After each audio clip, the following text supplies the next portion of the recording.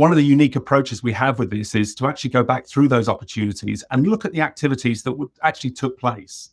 So we're able to connect to things like the mail server and the calendars and perhaps your phone systems. And we're able to actually understand all of the activities and who we actually engaged with on those deals before they ended up close won or close lost. Welcome to Revenue Insights. We're joined by revenue leaders from some of the highest growth companies. Together, we explore how they built their revenue teams, the journeys they've been on, and the lessons they've learned along the way. Revenue Insights is brought to you by EBSTA. We're an AI-first revenue intelligence platform designed to help you close more deals, retain more customers, and forecast better. Enjoy the podcast. We present EBSTA as an AI-first revenue platform, and we really focus on helping businesses to increase the number of reps hitting quota, get them to get more of your team forecasting more accurately, and we get our customers live in 30 days. So that's a bit about us at EBSTA. Jonny Adams is joining us from SBR Consulting. Jonny, perhaps you could introduce yourself and a little bit about SBR. Absolutely, Guy, and thank you so much for welcoming me into the webinar today. I really do appreciate it, and it's great to spend some time with you. I'm sure over the next number of minutes we'll be able to really chew the fat and have a good conversation around some of the critical points of a revenue engine. My name is Jonny Adams. I'm managing consultant at SBR Consulting. We're a global organization that focuses solely on marketing, sales and revenue operations. We've worked with over 1,000 organizations in the last 20 years and specialize in 3 core verticals: technology, and that's where obviously we know you from there, Guy, professional services and also financial services, with our aim of helping organizations hit their revenue acceleration goals. Yeah, very good. We've been working with SBR now for the last, probably about 3 or 4 years now, where we have common customers that are using our data insights and technology and using Jonny's business from a consulting and change perspective. And it's a great combination, and it's kind of led us to today, really, Jonny. We're very exciting to be launching a new combined solution between us, what we call these revenue acceleration reports. Absolutely. So let's jump into this for those that are dialed in. And I know we've got people not just joining the webinar, but also people on LinkedIn as well. So welcome, everybody. In today's webinar, we're going to cover these 3 key areas. We're going to talk a little bit about who actually would benefit from a revenue acceleration report. And then we're going to jump into what exactly a revenue acceleration report includes. And then Jonny's going to go into a bit more detail around specific example insights that we think are going to be useful to give you a flavor of kind of the type of insights that you can get from these types of reports. So let's jump straight in and talk initially about this, who actually needs a revenue acceleration report. Now, Jonny, you and I have been involved with hundreds, if not over 1,000 businesses over the years, looking at the challenges that they face in their go-to-market teams. Now, when we did our 2024 benchmark report, we found, and a lot of people will be familiar with the report, and I'm pleased to say the 2025 report is currently underway.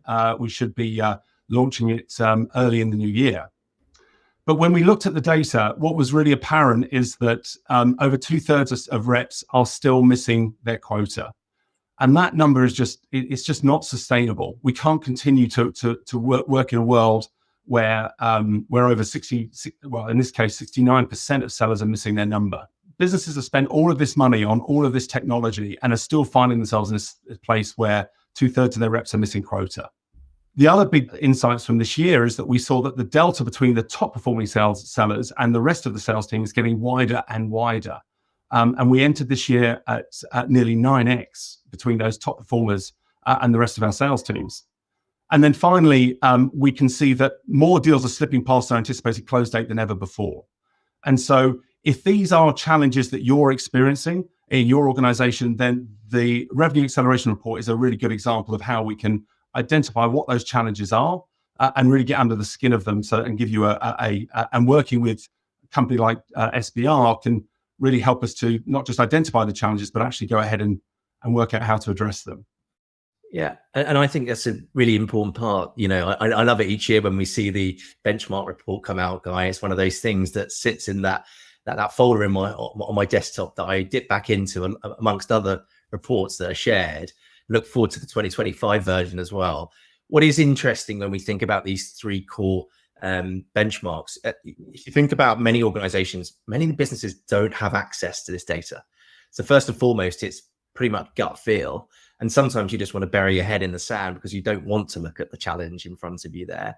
But when you do have that insight, I think the important part is that technology can surface these insights, but actually, do you have the capability in your people and processes then to support some type of smoothing out of these data points? But I suppose that's what we're going to go into in a little bit more detail in a moment. So yeah, great point. Yeah, no, absolutely. I think one of the big challenges is actually capturing the data that you need to generate the insights in the first place. And we've got a unique approach to that here at Ebster. We convert that data into the insights that you need, but then again, exactly as Jonny was saying, you do need a change agent involved, and somebody who's been through this exercise many times can help fast track that process. If we try and focus on those challenges, when we think about what's happened in 2024, we've seen almost consistently across the board, go-to-market teams had underperformed materially in 2024. When I look at how companies are going about addressing that challenge, the kind of traditional approach is just the team underperformed. We're going to lay off a load of the underperforming salespeople. We might spend a lot more money on marketing to try and generate lots more leads. And then we're going to hire a load more salespeople and assume that they're all going to be perfect. Now, unfortunately, that rarely works. And it's also very expensive. And the time delay and the impact on the business in going through that process is really quite dramatic.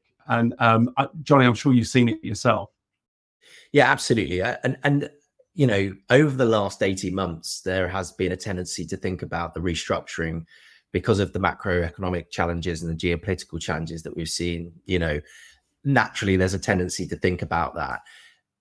The other aspect is that is one option, and that has been a playbook for many organizations moving forward, but at the absence of a lot of data that might give us an ability to have intelligent decisions in that space rather than the gut feel, which I know that the other option then therefore is to analyze what went well, what didn't go so well with the data, then to make informed decisions, which I think is important, which we'll go through. Well, exactly. I think the takeaway for me at the highest level, what you're trying to achieve is consistency across the sales team, and ultimately, if we can truly understand what our top performers are doing at every stage of the sales cycle and make it easy for the B and C players to understand, that drive to win will make them want to replicate that behavior. And what we need to do is explain or show the B and C players what the top performers are doing almost in picture format, because that's the only way the penny will drop. And if we can take away all of the distractions from those sellers, make it super clear what's expected, and then police that, we can very quickly get everyone performing in the same way consistently across the sales team. And as soon as you achieve that consistency, you'll see an uplift, and the performance of the team will start to step up. And it happens really quickly if you can get the data, the insights in place before the change.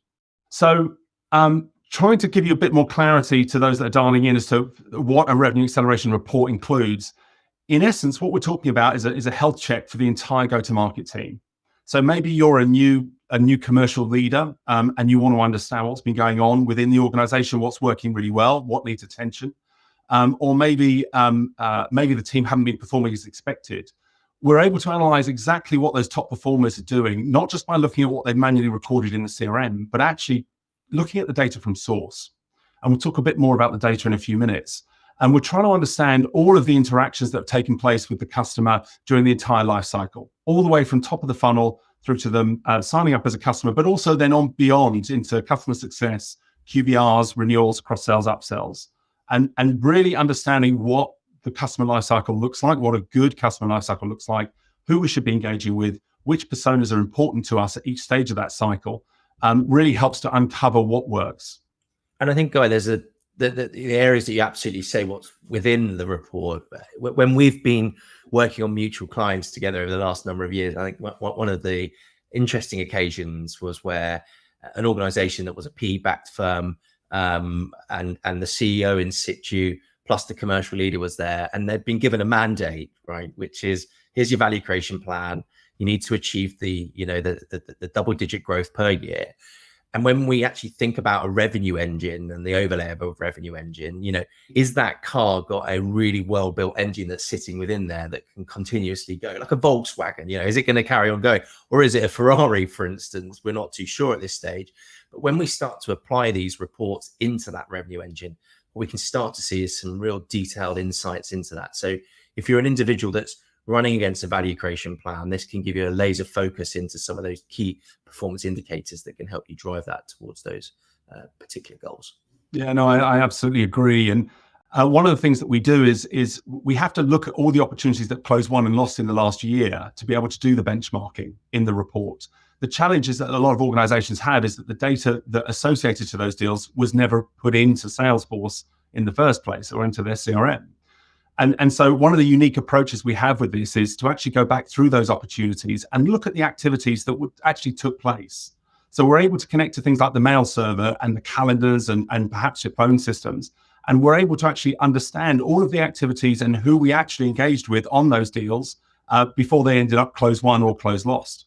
So when you look at Salesforce today, you might see one contact with 3 emails associated to an opportunity.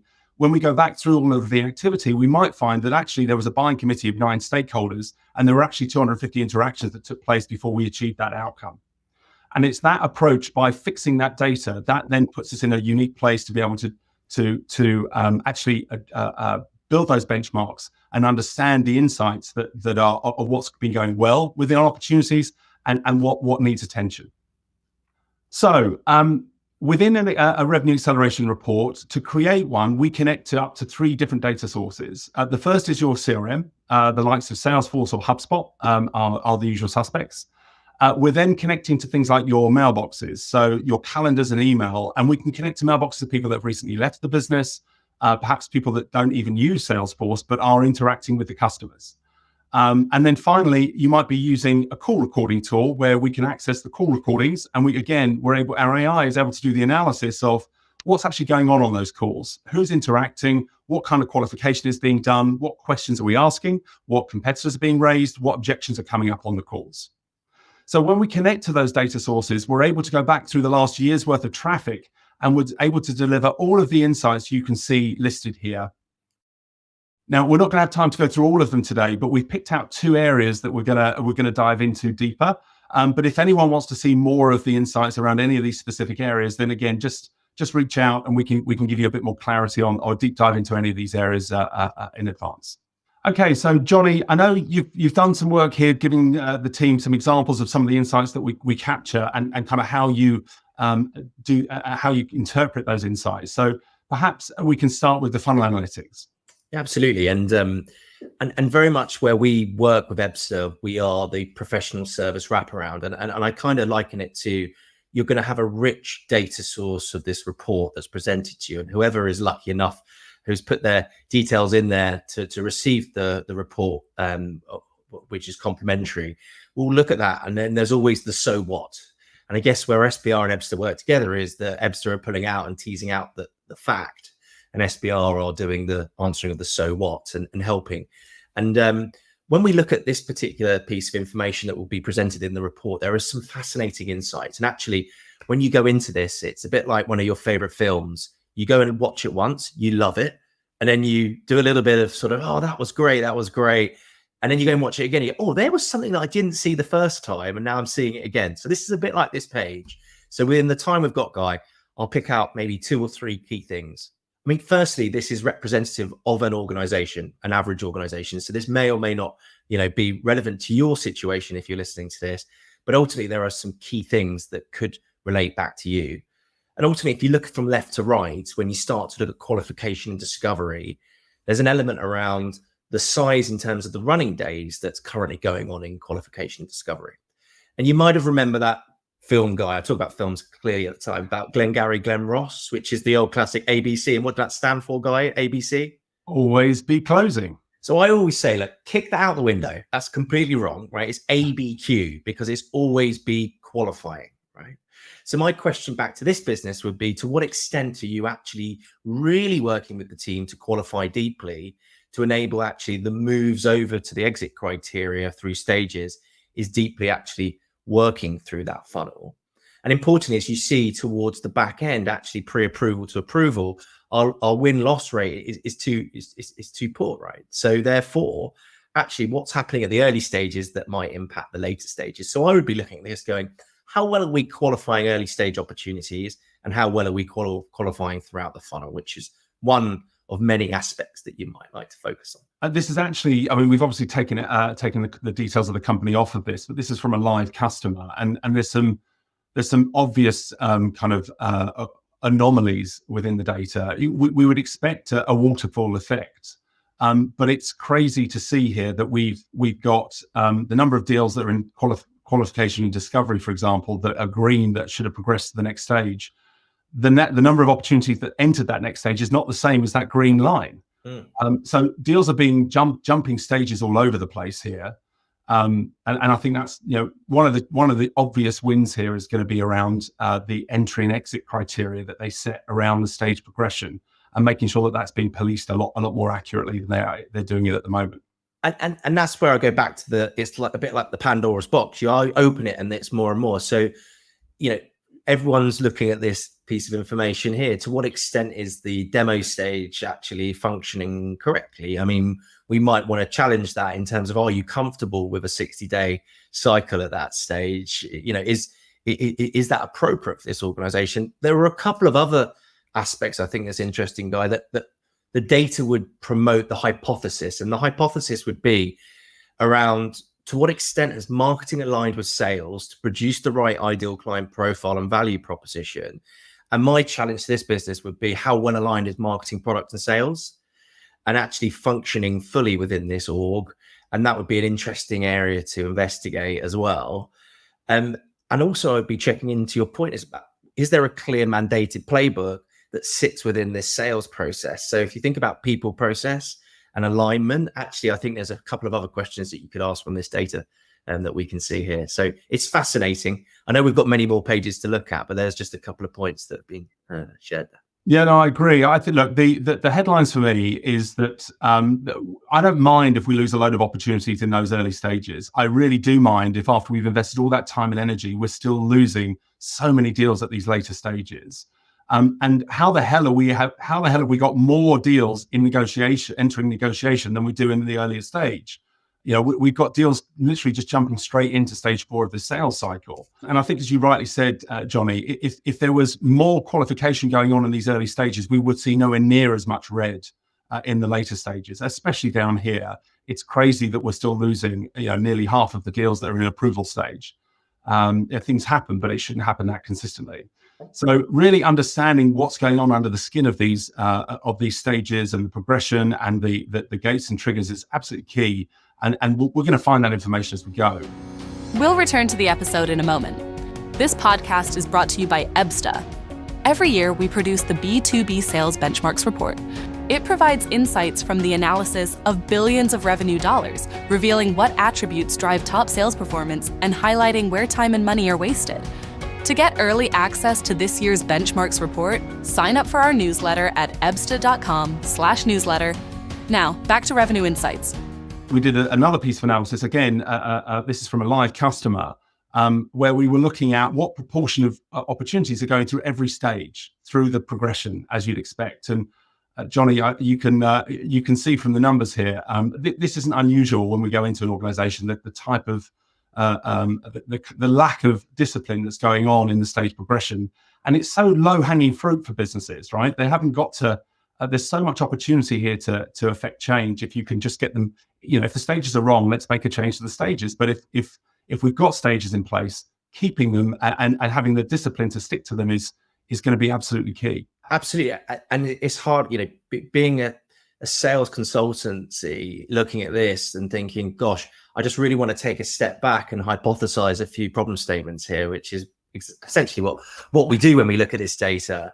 And Mike Slater references a quick question, which is, how do you know poor win rate is due to poor ICP match? Well, the point being here is that this data is for you to review and hypothesize. So one of the questions would be, when was the last time I spoke to marketing and actually challenged the ICP? When was the last time I looked at my sales strategy and identified my next 5-year plan and identified, is the current ICP going to enable us to achieve that growth element? That would just be one hypothesis that we're looking at here. Does that equal poor win rates? I think that's just a question to be had and to be answered throughout the analysis of the team, of the people, process, and through the data.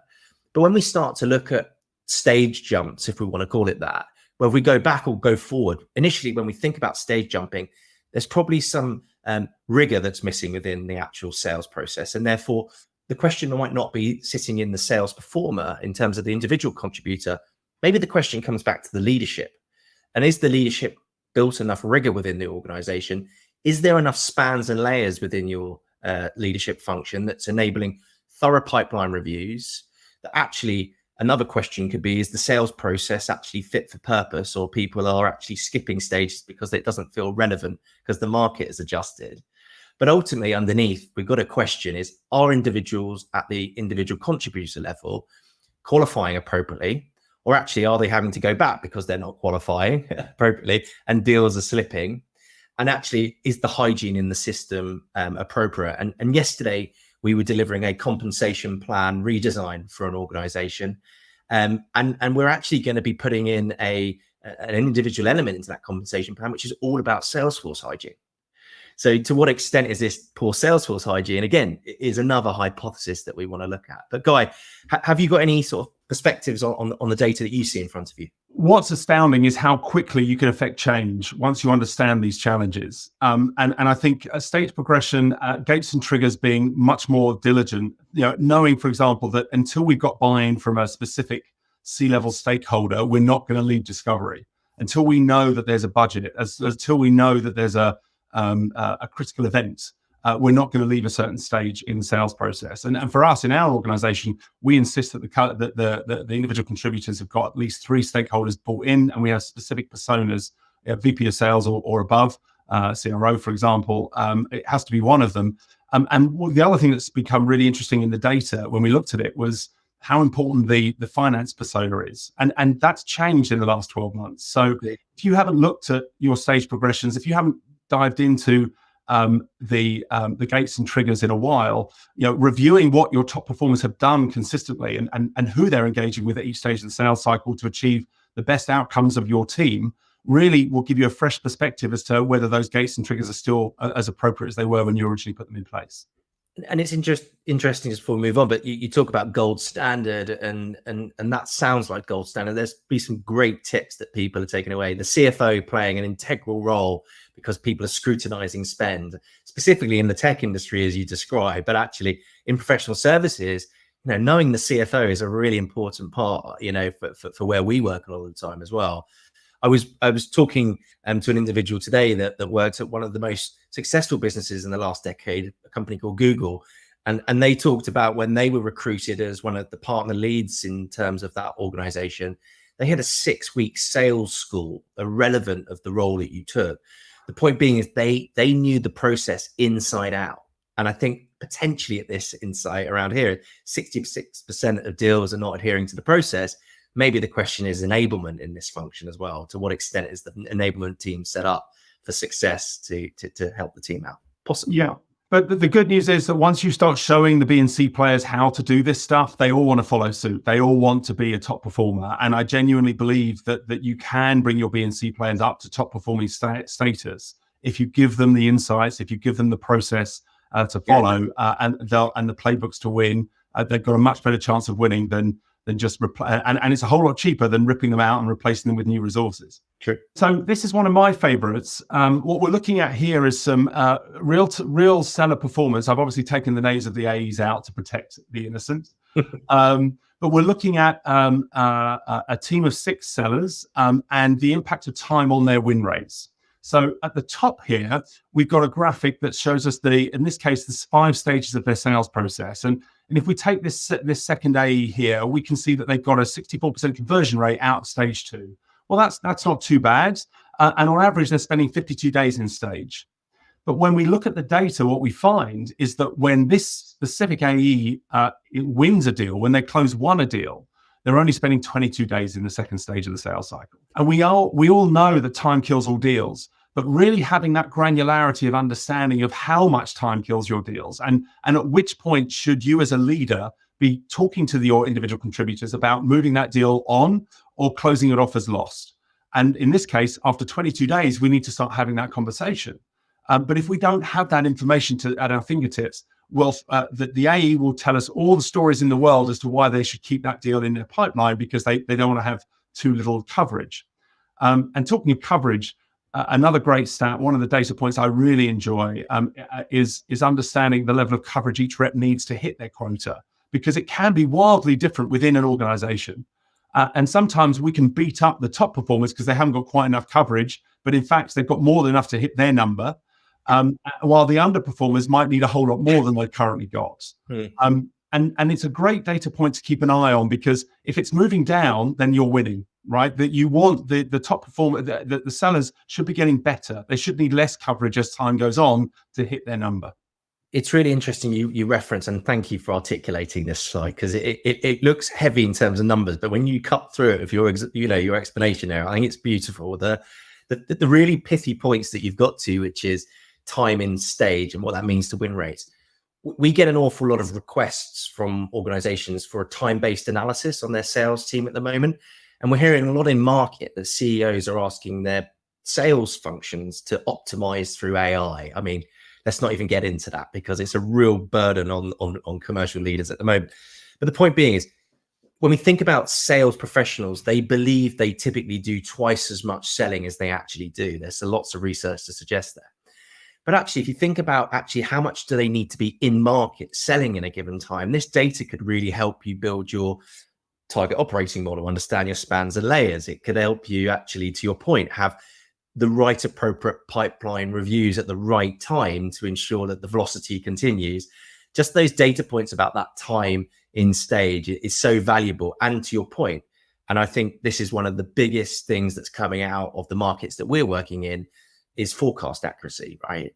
To what extent is, once you go over those stage numbers in terms of the timeline, actually the accuracy of that, the opportunity of it actually landing is going to reduce, and therefore actually refining your forecast accuracy is going to be so important. A client of ours, Guy, last year actually changed out all of their regional sales leads for missing forecast. And that's such an important part for business leaders alike to achieve. So some really rich data and some really rich insights. Thanks for sharing. I think the challenge that companies have when it comes to accurate forecasting is I now remember my story. We went into a business where they had their time, the impact they had, the time had on win rates was dramatic. And after it got over 100 days, the win rates just fell off a cliff.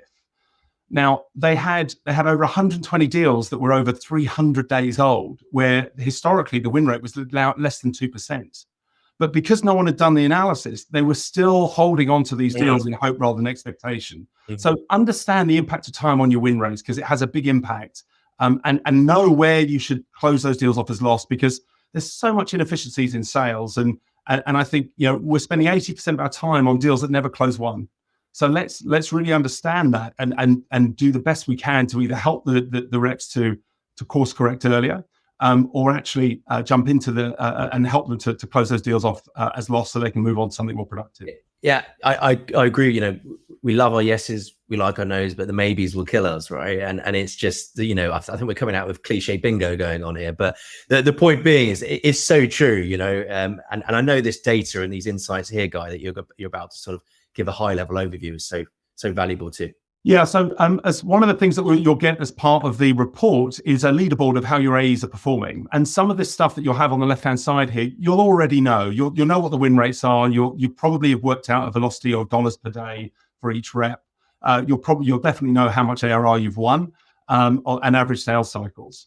But actually, the real challenge is understanding some of the other data points here. So if we look here, the lower performers, they're not engaging with enough stakeholders. They're not as multi-threaded as they need to be.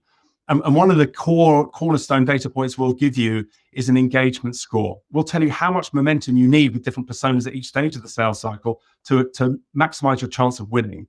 And we can see here that these lowest performers, guess what? They're also the ones engaging at the lowest level. And they also seem to be engaging with the wrong personas. And And from the analysis we did on their call recordings, we can see that their level of qualification is very, very low. Even if they've not completed it in the system of record, we can still find it from the call recordings, and we can see that it's not surprising that the ones that are doing the least amount of qualification are the ones that are billing the least amount of revenue. Yeah, great. I know. Great science. Do you want to talk about the top performers here, Jonny? Yeah, absolutely. I think really important part is when we think about A players, B players, and C players, we've talked about you have a couple of options. We can either work on the current team or we can rip out and start again. There's always going to be a need to defend against regrettable turnover or attrition and actually think about succession planning. Yeah. So high level people strategy, to what extent are you working with your FTE really focused around bringing in the right team to actually do well? Now, we know that really successful leaders coach and manage really well, right? That's one of the things. What typically happens though is with A players, what we typically do with our A players is actually we don't spend enough time with them, and we actually focus on the B's and the C's because they're the ones who suck up time, and the A players are left on their own, neglected. And actually what starts to happen is they might move into a B player. So really good analysis in front of us is who are our A players through the data that we can see.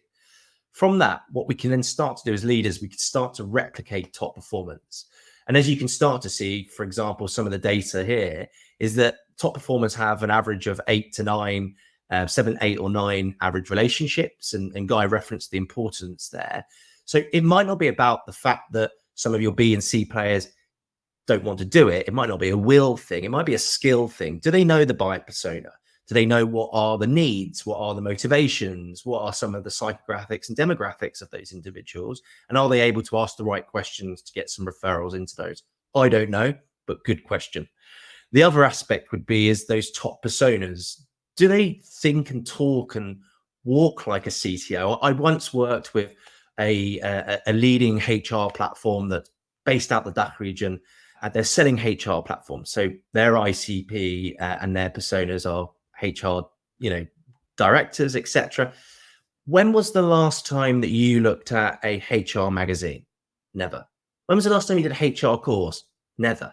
So if your CTO is some of the top, most important buyer personas, then how do you walk and talk like a CTO? Go to a networking event, but elevate yourself away from not just the people you like to talk to, but actually the people that you need to talk to. And this data helps us do that.